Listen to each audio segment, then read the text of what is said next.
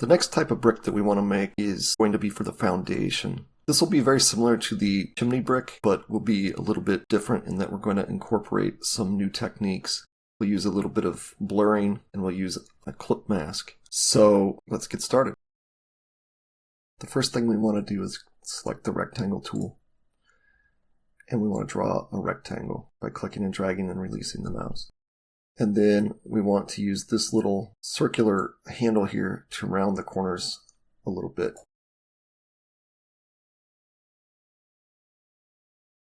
Then we want to select and duplicate the rectangle 2 times.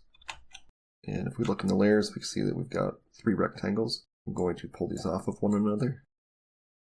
Then I want to stack this one on top of the other, and I'm going to change the color to be like a wild hot pink so that I can see it much better. I want to be able to see the shape that I'm getting, this L-shaped piece. I want to see what it's going to look like. Alright, I think I want it to be a little tighter like that, and then I'm going to hold down Alt and select those. I'm going to go up to Path and choose Difference, and that gives me my L-shaped piece. Now I want to duplicate that and then press H and V to flip it. Then I want to select the original one by clicking on it, and I want to change its color. I want to make it darker. I think about 60% gray. I may change that color in a moment. And then this other piece, I want to click on it to select it and make it a lighter shade of gray. Make it 10% gray.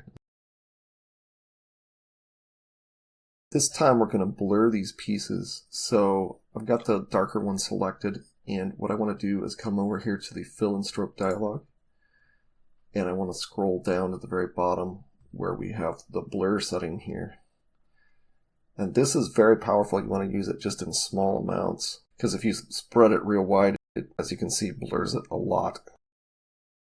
I want to blur it some, but not too much.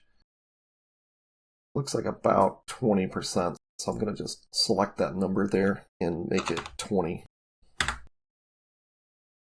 And then I want to do a similar sort of thing with the highlight color. So I've selected the highlight color and I'm going to blur it as well. And it's at 20.1. We can force it to be an actual 20. Now I want to turn my snapping on. Again, you want your snap settings to look like this. If they don't, make sure they do. Some of them don't even pertain to this, but just to keep you steered straight, make them look like that.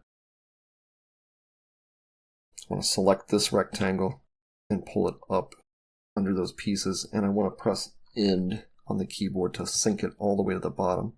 The Home and End keys on your keyboard will either raise it all the way to the top with the Home key or slam it all the way to the bottom with the End key.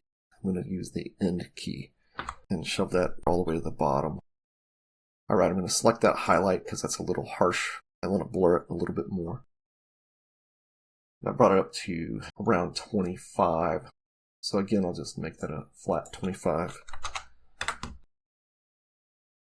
There, it's looking pretty good for the start of the brick, but we can see that we've got a little bit of fuzziness around the edges from the blurs that we've been using. What I want to do is select the main piece, which is the brick piece, and I want to duplicate that. And it immediately creates a duplicate and puts it all the way to the top of the stack. Now I'm going to change that color just to let me know that, hey, this is going to be my shape that's going to be used as a clip mask. So everything is stacked under this. I want to select using the Alt line drawing selection method. And now what I want to do is go up to Object in the menu, go down to Clip, and say Set Clip. And what that does is it makes everything that is within that shape visible and everything that's outside of that shape not visible. So it clipped all the excess blurring that we had. And so that's looking pretty good. I want to move this highlight piece. It's looking like it should be moved maybe up a little bit. My snapping's getting in my way right now, so I'm going to turn snapping off. I'm going to try shifting that piece a little bit. Yeah, that doesn't really work. I'm going to need to back up a little bit. I'm going to pull that off. I want to adjust that before I clip it. Make it so that it's affecting the brick a little less. And it's going clear out to the corner here. Now I want to turn snapping back on. Pull this piece back up into place. Hold down the Alt key, select, set my clip mask. That looks much better. All right, so then the last bit is to create some texture for this brick. We're going to do it much the way that we did before, but we're going to use different settings for the roughen filter. So what I want to do is grab, again, the main brick piece, and I want to duplicate that and pull it down here to the bottom area. And I want to duplicate it once more so that I have two different ones. I want to select the first one, and I'm going to use the inset command to make it a little bit smaller. I'm going to do it about 3 or 4 times. I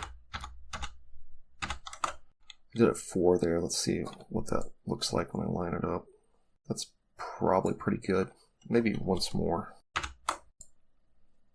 Snapping's still on, and actually in this case it's helping me. I actually duplicated that before I should have. Now I want to duplicate this. And I want to select the first one and go up to Filters, down to Distort, and choose Roughen. And I want to click Live Preview to be able to see what we're doing. And I'm going to make this a little less rough than what I'm seeing here. The complexity can be pretty high. It can be up 3/4 or maybe even all the way up. I mean, I'm fine with it right where it's at there. And then I want the horizontal frequency and the vertical frequency to be a little more intense, a little higher, to get a little finer roughness. And then the variation doesn't really matter that much to me in this case.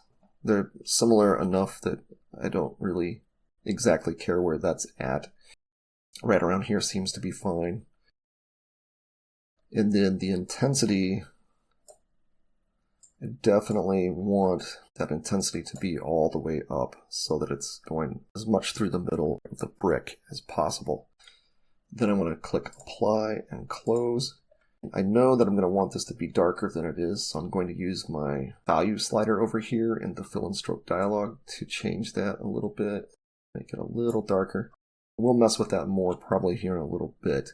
What I want to do is pull this piece on top of the other piece, and then using the Alt selection method, I am selecting those pieces. I'm going to do a clip mask again. Now, one thing I need to say about this clip mask is whatever shape is topmost in the stack of selected shapes is what is used to clip with. So it's very important that this shape be the topmost in the stack of selected shapes. All right, so it is topmost. It was before too when we did it over here, but I didn't clarify that the shape that's acting as the clip mask has to be the topmost. I should also note that this stacking that I keep talking about is also known as Z-order position or Z-order stacking or Z-order level. Those are some of the terms that are common in computer graphics for this type of stacking. Now I'm going to go up to Object and come down to Clip and Set Clip. Also, you can always select the object that's been clipped and choose Release Clip if you want to undo it.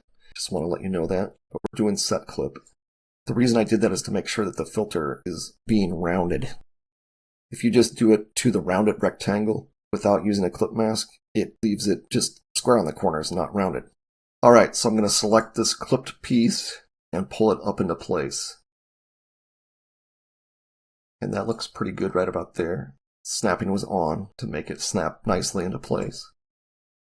I think I actually like that pretty much as it is. I want to zoom out on this and see what it's looking like. You know, it's going to be kind of small in our texture anyway, so you want to kind of view it sort of smallish and see what it's looking like. It may actually be a little too dark right now, so I'm going to choose that and come over to the value slider and make it just a little bit lighter. I want it to be there enough that you can see it, but yet subtle enough that it's not getting in the way. And then I'm going to try something here. I'm going to try to mess with the scale of this with Control and Shift held down.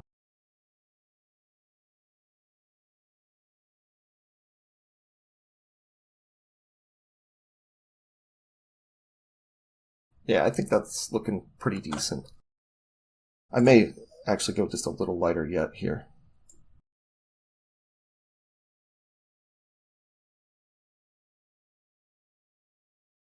Alright, so I'd say that's pretty good. The next step is to select all of this, again with the line selection method, and then group it together. And I'm going to use, again, it's the group command that's on the object menu here.